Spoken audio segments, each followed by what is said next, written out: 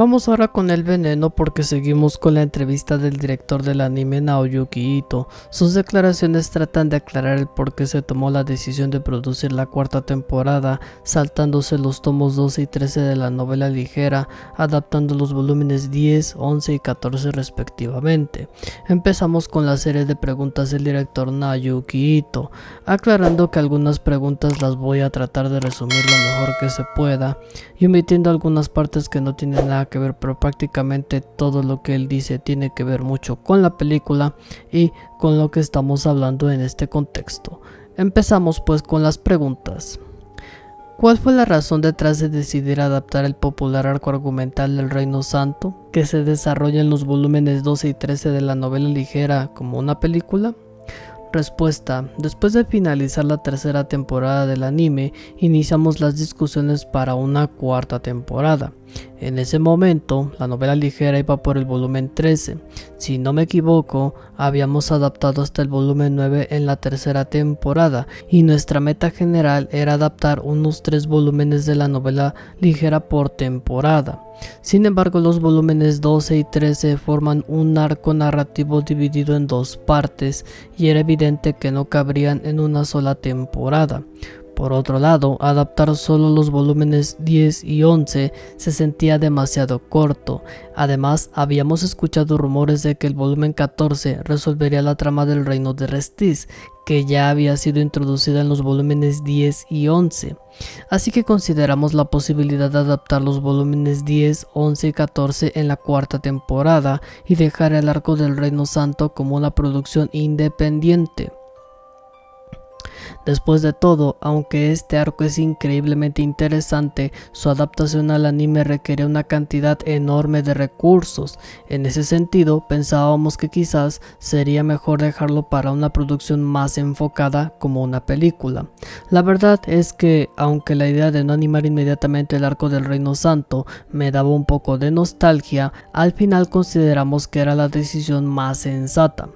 Pregunta: ¿es cierto que al separar el arco del Reino Santo de la serie de televisión, la cuarta temporada se centra limpiamente en el reino y el imperio? ¿Desde el principio pensaban en hacer el arco del Reino Santo una película? Consideramos la posibilidad de hacer un OVA, pero también pensamos que decir sería genial como película nos daría una salida si queríamos saltarnos esa parte. Fue una especie de broma. Sin embargo, cuando terminamos de escribir el guión de la cuarta temporada, volvimos a discutir qué hacer con el arco del Reino Santo. Al final decidimos que sería una película y lo anunciamos junto con la cuarta temporada, así que ya no había vuelta atrás. Nos vimos obligados a hacerlo. Finalmente sintió alegría al saber que en lugar de una OVA se podría producir una película teatral a mayor escala. Es comprensible que se sienta feliz, ya que este tipo de desarrollo no hubiera sido posible sin los resultados obtenidos con la serie de televisión. Sin embargo, también debe haber sentido una gran responsabilidad, ¿no es así? Dado que los diversos eventos están tan intrincadamente conectados, resulta difícil eliminar incluso los detalles más pequeños. Tiene toda la razón, si incluimos todo, el tiempo no sería suficiente y la historia se volvería demasiado confusa. Por eso tuvimos que juzgar qué detalles eran esenciales para que los espectadores entendieran y cuáles podrían omitirse. Incluso cuando decidimos eliminar algo, siempre consultamos a Maruyama Sensei para tomar la decisión final. Por favor, cuéntame qué opinó al leer el arco del Reino Santo en la novela original sin revelar spoilers. Al pensar en adaptar esto a un anime, me preocupó mucho el hecho de que aparecieran personajes principales que claramente generarían odio entre los espectadores. Además, considerando las situaciones cómicas y absurdas presentes en la historia, me pareció complicado equilibrar cómo cada personaje pensaría y actuaría en esas circunstancias. Cuando dices Chambara, te refieres a esa trama de Fuego Amigo donde el protagonista Ainz acude en ayuda del Reino Santo que está siendo atacado por el demonio Yaldabaoth solo para descubrir que Yaldabaoth es en realidad uno de sus subordinados. Sí, así es. Cuando se lo expliqué a los actores, les dije que esta historia, en pocas palabras, es como la de un niño al que su jefe acosador le hace bullying y luego decide tomar las riendas de la situación. Es cierto que los nuevos personajes, la capitana de la Orden Sagrada, Remedios Custodio, y su sirvienta, Neya Baraja, juegan un papel central en la historia. Aunque el protagonista de la serie Overlord es Ainz o Algón, el gobernante del reino hechicero, en esta película Neya también desempeña un papel muy importante, ¿verdad? Así es, sin embargo, en la novela original del Arco del Reino Santo, la historia se cuenta tanto desde el punto de vista de Ainz como desde el de Neya, logrando un equilibrio bastante bueno. Pero al adaptar esto a una sola película, si nos centrábamos únicamente en el punto de vista de Ainz, se perdería mucha información y sería difícil transmitir la esencia de la historia. En lugar de alargar la película para compensar esto, decidimos que sería más claro centrarnos en el punto de vista de Neya Baraja. Aunque fue difícil tomar esta decisión, ya que esta es la primera película original y hubiéramos querido hacer una especie de película de todos los personajes, donde los actores habituales, a quienes los fans aprecian, tuvieran más protagonismo. Sin embargo, al centrarnos en ella, nos alejamos un poco de esa idea, lo cual es algo lamentable, pero esta serie se basa en una novela original y creo que agregar elementos que no están en la novela original no sería algo que los fans acepten fácilmente. En la siguiente pregunta, el equipo de producción consideró la posibilidad de agregar escenas originales para incluir a más personajes populares, pero finalmente decidieron priorizar la fidelidad a la historia original y la calidad de la película. En la siguiente pregunta, la respuesta del director es bastante directa y concisa. Él compara el proceso de adaptar un manga a una película con el de explicar una historia a otra persona. En lugar de intentar incluir cada detalle de los dos volúmenes, se enfocó en los puntos clave de la trama y en crear una experiencia cinematográfica que transmitiera la esencia de la historia, lo cual resulta un poco confuso para algunos de los que se vayan a ver esto, pero de todas maneras vamos a ver cómo le quedó el resultado al final, porque hemos escuchado críticas muy positivas y buena parte de las personas que se han ido a ver la película comentan que estuvo muy buena. Seguimos con las preguntas. La película dura 2 horas y 15 minutos. ¿Hubo una solicitud de que fuera de 2 horas o menos? Debido a restricciones contractuales y consideraciones sobre el entorno de los cines, no planificamos desde el principio hacer una película de más de 2 horas. En la etapa del guión, la historia era tan compleja que 90 minutos no eran suficientes, pero pensamos que con 2 horas podríamos ajustarla. Sin embargo, a medida que avanzaba la creación del storyboard, me di cuenta de que 2 horas no serían suficientes. Tuve que disculparme con todos y extender la película a 2 horas y 15 minutos. Como ya habíamos avanzado bastante en el storyboard, no quería cortar escenas a la mitad, así que decidí completar todo el storyboard y luego pensar en cómo solucionarlo. Pero si solo mostraba el storyboard a los productores, podrían decirme que se podían eliminar más escenas. Por eso decidí grabar las voces de los actores primero, usando la edición de audio y video. Pude evaluar cuánto tiempo duraría la película y ajustar su duración. En esta película, en lugar de la grabación de voz tradicional, donde se graba la voz después de completar la animación, utilizamos un método similar al pre-scoring. Aunque no pudimos sincronizar perfectamente el audio con la animación en cada cuadro, grabamos las voces de los actores sobre el storyboard en movimiento. Luego ajustamos la animación y los cortes para que coincidan con las voces y así fuimos avanzando en la producción. Pregunta: ¿podría contarnos su impresión y los puntos clave que considera importantes sobre Neya Baraja, que también es una figura clave en el Arco del Reino Santo? Neya, en el mejor de los casos, es ingenua y en el peor, una estúpida obstinada. Eso es duro. Overlord es una obra en la que personas honestas son engañadas, mientras que personas estúpidas o fanáticas terminan siendo felices. En cierto sentido, para ser feliz en esta obra tienes que ser un poco estúpido. Por eso no creo que estúpido tenga una connotación negativa en este contexto. Pregunta: ¿es cierto? Tengo la impresión de que los personajes que se preocupan demasiado tienden a verse envueltos en problemas mayores. Respuesta: Así es, además creo que en ella no interactúa mucho con los demás, desearía que fuera más amigable con los otros caballeros sagrados y compartiera más información. Sin embargo, no hay una descripción así en la obra original. Mientras creaba el storyboard pensé que quizás era un poco solitaria y casi antisocial. Pregunta: la actriz de voz en ella es Yoshino Aoyama, quien interpretó de manera excelente a Hitori Goto, la protagonista introvertida de Bocchi the Rock. ¿Se eligió a Aoyama-san a través de una audición? Respuesta: sí, invitamos a varias personas a participar en audiciones de voz. Mientras dibujaba el storyboard en casa, también pensaba en qué tipo de persona encajaría mejor con el personaje, así que ponía YouTube o otras cosas así de fondo. Escuché algunos programas de radio de seiyus y entre ellos había uno en el que participaba Aoyama-san. En el programa ella hablaba de forma autocrítica sobre sus propias experiencias como persona introvertida. Pregunta: probablemente se refiere al radio oficial de Bocchi the Rock. Es interesante que sus actividades relacionadas con Bocchi-chan hayan llevado a su papel como Neya Baraja.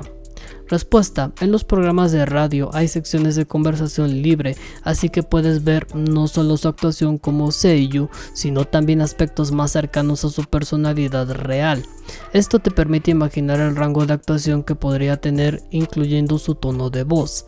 Aunque sugerí otros nombres como posibles candidatos cuando escuché las audiciones de Aoyama-san, su actuación se ajustaba perfectamente a lo que teníamos en mente, aunque la decisión final fue por consenso. Al final se siguió mi sugerencia. Pregunta: ¿podríamos hablar sobre Remedios Custodio a continuación? Respuesta: leyendo la novela original, Remedios es simplemente una superior que abusa de su poder. Si hubiéramos tenido más tiempo en el anime, creo que se habría visto aún más como una abusadora. Pregunta: entonces, ¿en el anime hay menos escenas de ese tipo? Respuesta: sí, se redujeron las escenas en las que ejerce presión sobre sus subordinados, les dice cosas desagradables y los regaña frente a todos. Tiene mucha habilidad y mucha confianza en esa habilidad, por lo que no se puede culpar a los demás. Es un personaje así, por lo que honestamente tiende a ser odiado por los espectadores, aunque creo que también tiene muy buenas cualidades. Es cierto que Remedios también tiene grandes virtudes como su lealtad y amor familiar. Ese tipo de personajes suelen ser las heroínas en animes normales, pero en Overlord terminan siendo maltratadas. Como es un personaje tan odiado, pensé mucho en cómo pedirle a la actriz de voz que se acercara al papel, y además es el personaje con más apariciones en la obra principal. Pregunta: quien interpreta a Remedios es Inuminami, ¿cierto? ¿También se hizo una audición para el papel de Remedios? Sí, sugerí algunos nombres al director de sonido, Yuki Go, diciendo: me gustaría que invitaras a alguien como tal. El guión de la audición de Remedios tenía muchas líneas gritadas, así que fue una audición muy agotadora. Lo siento mucho. Con este tipo de líneas las actuaciones se dividen entre las personas que interpretan el papel de manera baja, fuerte y autoritaria, y las que lo hacen de manera más alta y ligeramente más enérgica. Iname-san tenía una fuerza sólida, pero no daba miedo, y me gustó ese matiz. Además, siempre es un poco incómodo pedirle a alguien que interprete a un personaje odiado, pero Inami-san había interpretado el papel principal en la película de Precure que dirigí anteriormente, Doki Doki Precure the Movie, Mana's Wedding, The Dress of Hope That Connects to the Future. Pregunta: así que como la conocía, quizás fue más fácil decirle lo siento. Pregunta: por cierto, ¿qué escenas se incluyeron en el guión de la audición de Neya? Selecciona algunas escenas donde se enfrentaba un poco a Remedios, escenas cercanas al final de la historia, en resumen, escenas que mostraban cambios en su actuación.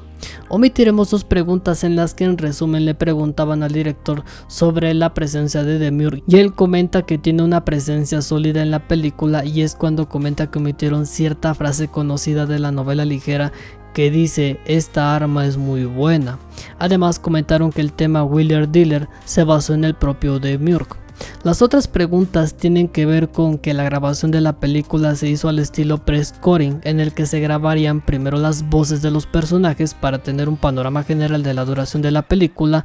La duración de la grabación tomó 2 días desde la mañana hasta la noche. Las siguientes preguntas son su opinión general de la película y los desafíos que tuvo que enfrentar a la hora de producir la película de Overlord. Ahora viene la explicación de cómo se acomoda la película con la cuarta temporada de Overlord, que tiene que ver con el canon actual de los volúmenes de la novela ligera y cómo es que la acomodaron, que eso es lo que todos queremos saber. ¿Cómo crees que encaja la película de Overlord, El Reino Sagrado, en la serie de Overlord? En un nivel muy superficial, cronológicamente, está entre los episodios 7 y 8 de la cuarta temporada. Entonces, la forma correcta de verlo es ver hasta el episodio 7, ver la versión de la película y luego volver al episodio 8 y se conectará maravillosamente. Sin embargo, cuando estás viendo la cuarta temporada, no debería quedar atrapado en tanto. Además, después de ver la versión cinematográfica, la cuarta temporada es la misma. Y si la ves antes de eso, pensarás, ¿esto está conectado con aquí? Por ejemplo, el lugar donde Neya y Remedios tienen una audiencia con Ainz al principio es el lugar que aparece al final de la tercera temporada. El edificio donde se aloja Remedios Custodio y la Orden de Paladines es una posada de aventureros que ha sido llamada el Pabellón de Resplandor Dorado desde la primera temporada. Se hizo porque era una habitación diferente con un interior ligeramente diferente, pero solo el exterior era el mismo. Ese tipo de subtrama se ha sacado bastante de la serie de televisión, así que espero que los fans también lo disfruten. Después de hablar de sus impresiones y de cómo es que la película va dirigida al público en general, el mensaje final de Naoyuki Ito dice así: cuando leí la parte del Reino Santo en la novela original, pensé que era increíblemente interesante, así que me pregunté cómo podría transmitir esa emoción en la adaptación animada. Por eso me esforcé en crear una película que pudiera hacer sentir lo mismo a los espectadores. A menudo digo que Overlord es una obra original realmente interesante, así que me gustaría saber qué piensan las personas que han visto la serie de televisión sobre esta película, y si alguien se interesa en leer la novela original después de ver esta película, me sentiría muy feliz. En fin, gente, luego de verme esta entrevista, yo es que la verdad es que quedé un poco perplejo porque las declaraciones del director Naoyuki Ito estuvo todo el tiempo tratando de justificar sus acciones, y lo de que en ella es una estúpida imprudente me hace creer que tiene una idea superficial de la obra. Por otro lado, no concuerdo con su visión y sus respuestas que justificaban la separación del canon y colocar los tomos 2 y 3 en una ova rozaban la imprudencia. Todo lo que hemos escuchado de que se trataba de que eran demasiado cosas gráficas difíciles de ser presentadas en la serie animada no guardan una relación con lo que acaba de decirte el director del anime. Todo tuvo que ver con que no pueden hacer una adaptación más larga porque hay regulaciones higiénicas en los cines de Japón, además de que pretendían que tuviera una duración de 1:30, lo cual omití porque me jode bastante. Además, ojo, decidió retirar buena parte de los diálogos de Remedios en los que se la pasa gritándole a todo mundo, centrándose especialmente en lo más relevante del personaje, lo cual en cierta manera se agradece porque si Remedios fuera presentada tal cual es, como un personaje muy gritón, obviamente le iba a caer gorda a cierta parte de la audiencia que la vaya a ver al cine, ¿no? Entonces yo creo que en cierta manera está muy bien por ese lado que retraten en cierta manera a Remedios de un modo diferente, ¿no? Porque también igual yo siento que el director es un poquito más pro Remedios, y yo ya después de analizar y digerir un poquito mejor esta entrevista, pues entiendo los conceptos que el director trata de justificar sus acciones, porque inicialmente querían hacer las temporadas así todas juntas y luego esperarse el tiempo para hacer una cuarta temporada, pero es que lo que pasa es que desaprovecharon la oportunidad para hacer una quinta temporada, porque miren, por ejemplo, siendo honestos y si aplicamos la ideología correcta, adaptas volumen 10, volumen 11 y volumen 12, te cabe muy bien el espacio para que en cuanto el autor Kugane Maruyama terminara los volúmenes 15 y 16, que por ese entonces iba a ser nada más el 15, pero se dividió en dos partes y nuevamente se trata de otra historia completamente diferente, no hubiera estado de más, ¿no? Porque en cierta manera te da tiempo para que tú puedas presentarte y explayarte por eso te digo, sería cuarta temporada.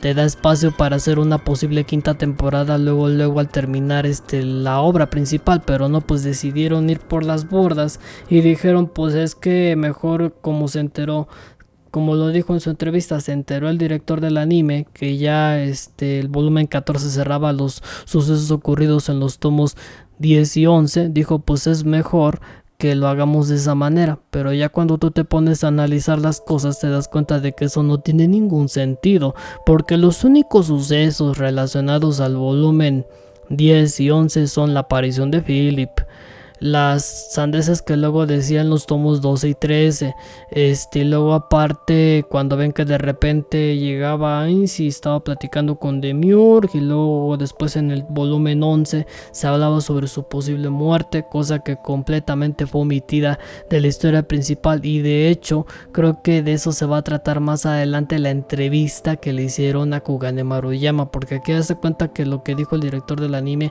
a muchos les va a hacer enojar. ¿Por qué? Por el tema de que se trata de justificar por completo sus decisiones cinematográficas. A muchos les va a molestar lo que dijo el director del anime, precisamente porque son decisiones que a no muchos les gustó, no porque trataron tan mal a los tomos 12 y 13, y como el director cree que eso no combina con sus valores o no congenia con sus supuestos valores que el director tiene y que no le gusta animar a personajes que son odiados, yo no entiendo entonces ¿para qué se metió al proyecto? Si ya había leído los tomos 12 y 13 de la novela ligera y sabe que tanto Remedios Custodio es odiada por el tema de que es bien gritona. Neya Baraja también a algunos no les cae, o sea, honestamente Neya Baraja a algunos no les cae por el tema de que en un principio pintaba ser una gran prota, pero después se dejó deslumbrar por el tema de Ainz, y para algunos es una vendida, y yo lo sé. Y como lo dije, no es muy atractiva físicamente, entonces no a muchos les gusta Neya Baraja, ¿no? Y entonces por eso tuvieron que hacerle algunas modificaciones a Neya Baraja para que se viera más atractiva, porque de hecho todas las waifus de Overlord todas son atractivas, y el caso de Neya Baraja pues es un caso especial, ¿no? Porque en el caso de Neya Baraja se dejó deslumbrar por el tema de ya hablamos de eso en mi directo pasado, entonces no voy a estar indagando tanto, porque igual aunque en cierta parte me cae bien esta Neya Baraja, no tanto, sino nada más en el tema de que no me gustó cómo la trataron. De ahí en fuera, en el arco argumental, en el tema argumental, Neya Baraja pues es punto y aparte, o sea, no es que yo tampoco sea muy fanático de Neya Baraja ni de Remedios, soy neutral en ese sentido, porque ya después lo que pasó con ella pues es un poco medio No, entonces prácticamente las declaraciones, en resumen, las declaraciones de Naoki Ito nos dejan entrever una de dos, o que ya literalmente le están diciendo, si la película es todo un éxito y a la gente le gusta y ahorita estamos recibiendo críticas muy positivas, puede que a lo mejor el director Naoki Ito se quede como director para la siguiente temporada o para la posible quinta temporada de Overlord, que eso ya fue lo que nos comentaron los productores en los videos anteriores en donde hablábamos de videos de noticias. Ahora, si la película no resulta del agrado de todos o no tiene muy buenas críticas en su versión de lanzamiento global y resulta que no a todos les gustó, lo que va a pasar entonces es que el director del anime, Naoki Ito, lo vayan a quitar del proyecto, lo vayan a sacar. Entonces, literalmente su asiento, literalmente su asiento o su lugar dentro de Overlord pende de un hilo, literalmente. Aunque, claro, que en la siguiente entrevista que vamos a leer de Kugane Maruyama, literalmente Kugane Maruyama lo sale a defender en todo momento, porque hay mucha gente que no le gustó lo que vimos en la cuarta temporada, y porque como todos saben, en la cuarta temporada hubo muchos agujeros de guión, y tal vez hubo gente que no le gustó lo que vieron en la cuarta temporada. Yo siento que por eso mismo salió Kugane Maruyama a defenderlo, literalmente salió a dar la cara por él. ¿Por qué? Porque en la siguiente entrevista que vamos a leer es como un ungüento para sanar todas las sandeces que se acaba de lanzar el director. Es cierto que dijo algunas 2 o 3 cositas que a lo mejor son impresionantes, ¿no? Sobre la producción, sobre todo lo que tuvo que hacer para sacar adelante este proyecto, como lo hizo, se nos explicó claramente todo, y la verdad es que Una que otra cosita son datos impresionantes, pero lo que sí molesta pues es el hecho de que haya recortado buena parte de la historia, y a muchos de los lectores de la novela ligera, a algunos les va a molestar, otros pues simple y sencillamente se van a mantener austeros y no van a decir nada, y el resto pues van a tratar de disfrutar la película, que es lo que yo voy a hacer, ¿no? O sea, voy a tratar de disfrutar la película, voy a omitir, digámoslo así, mis sentimientos o lo que yo sienta, voy a tratar de, cuando llegue a cines acá en México, voy a tratar de disfrutarla. Y por último quería yo comentarles que en este canal no apoyamos la piratería. Tratamos de apoyar en la medida de lo posible el contenido de Overlord, ya sea comprando el contenido original o obteniendo las obras originales de Overlord. Así que nada, vamos ahora a continuar con la entrevista que le hicieron a Kugane Maruyama.